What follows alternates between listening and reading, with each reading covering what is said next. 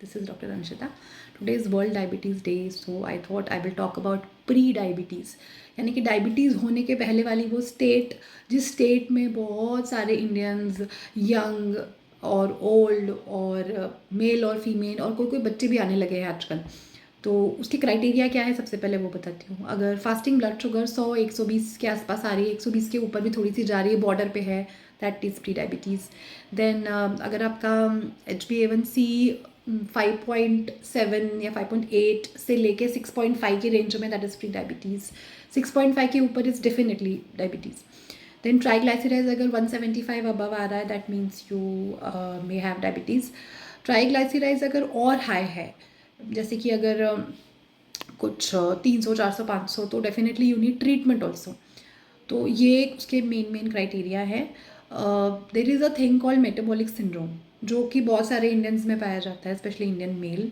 उसमें belly fat, belly area में obesity, fatty liver, mild hypertension in young persons, mild hypertension, and साथ में थोड़ा बहुत हाई कोलेस्ट्रॉल। कोलेस्ट्रॉल में भी पर्टिकुलरली पहले तो ट्राइग्लाइसराइड्स ही बढ़ता है उनका। तो ये मेटाबॉलिक सिंड्रोम है, मतलब आपका मेटाबॉलिज्म गड़बड़ हो गया है। तो अब मुद्दे की बात यह है कि मेटाबॉलिज्म गड़बड़ होगा तो करेक्ट कैसे करें।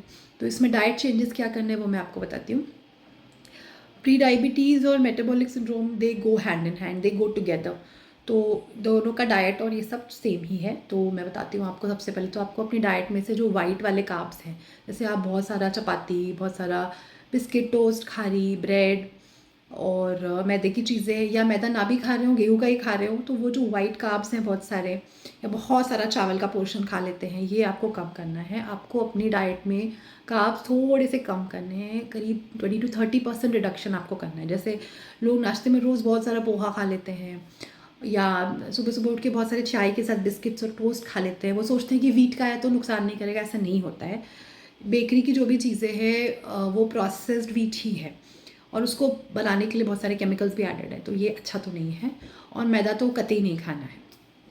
तो एक तो ये चीज़ है कि आपको वो वाले वाइट कार्ब्स कम करने हैं, और at the same time carbs को जब आप कम करोगे तो आप भूखे तो रहेंगे नहीं, उसको रिप्लेस करेंगे प्रोटीन से। तो अपनी डाइट में जो भी चीज़ें प्रोटीन वाली हैं, भले वो वैसी चीज़ें हैं जैसे वो दाल ही क्यों ना हो, कुछ तो प्रोटीन वाली चीज़ ऐड करेंगे, ठीक है।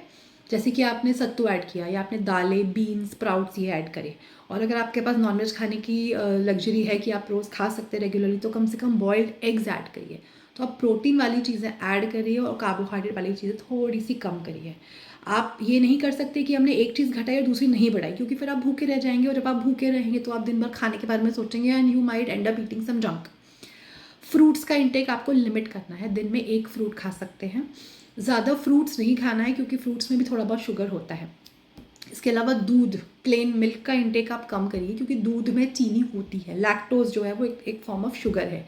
इसके अलावा दूध में ग्रोथ हार्मोन्स भी होते हैं, जो कि डायबिटीज़ और प्री डायबिटीज़ वालों के लिए अच्छे नहीं है। दूध बच्चों के लिए, बच्चों को पीने दीजिए।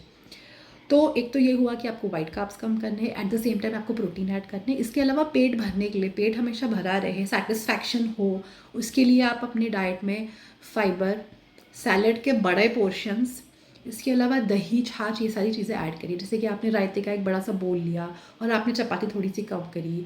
इस तरह के थोड़ा रिप्लेसमेंट आपको करने हैं, कि थोड़ा ये घटाया, थोड़ा वो बढ़ाया। उससे ये होगा कि आप भूखे नहीं रहेंगे, आपको सेटिस्फैक्शन होगा अपनी मील से, आपका पेट फुल रहेगा, और दिन भर आप फूड के बारे में ऑब्सेस भी नहीं करेंगे, ना ही आप कंप्लेन करेंगे कि मैं तो डाइटिंग पे हूँ, मैं तो डाइटिंग पे हूँ। ऐसा नहीं होगा। इसके अलावा जो बेसिक सी चीज़ है कि बाज़ार से लाई हुई मिठाइयाँ नहीं खानी, क्योंकि वैसे भी वो नकली हैं, और ये सब चीज़ें जो है वो आप कम करिए। इन्फ्लेमेशन बढ़ाने वाला जो फूड है, जैसे कि सीड ऑयल्स हैं, खास करके पाम ऑयल है, कैनोला ऑयल है, जो ये ऐसे ऐसे अलग अलग नए नए तेल हैं जो कहाँ से आ रहे हैं हमें पता नहीं है, उनको हमने बनते हुए कभी देखा नहीं है। तो वो जो तेल है वो अवॉइड करिए। Try to have oils which you know. जैसे कि अभी आपको पता है कि घी हमारा होता है, घी हम घर में भी बना लेते हैं, साफ़ सुथरा क्लीन है, वो आप यूज़ करिए थोड़ा सा in small quantity. Coconut oil is very good for health.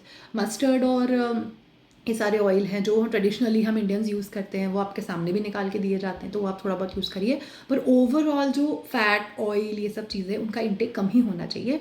Good fats के नाम पे अगर बहुत सारे ड्राई फ्रूट्स खा रहे हैं तो please stop there, don't do this.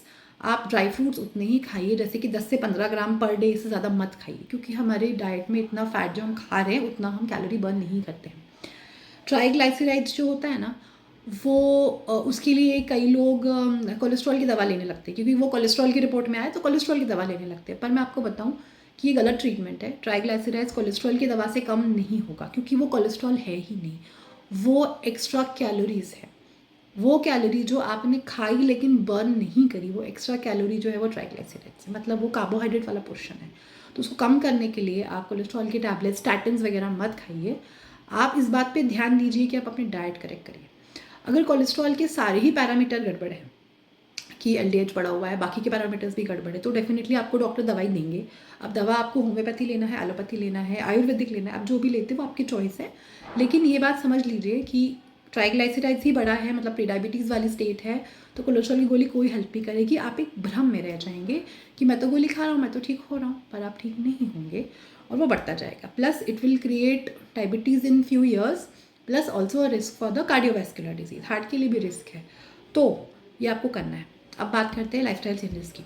तो हम सोचते हैं कि हाँ वॉकिंग कर लिया हो जाएगा, ठीक है। वॉकिंग से कैलोरी बर्न होगी, डेफिनेटली होगी। वॉकिंग इज़ गुड, आपको चलना चाहिए, हमारी कैलोरी बर्न हो रही है उससे। लेकिन walking is not exercise. Exercise में क्या क्वालिफाई होता है?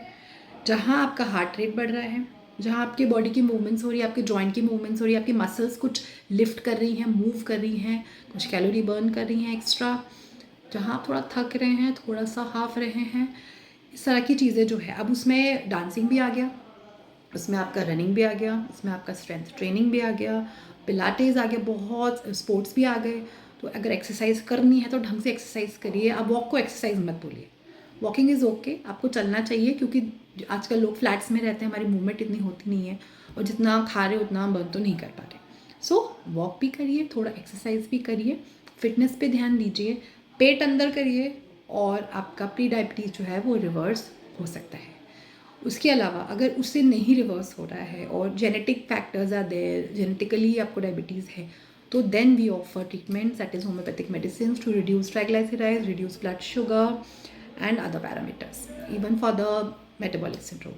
So contact your homeopath for a proper diet plan and a proper treatment for the same. Thank you.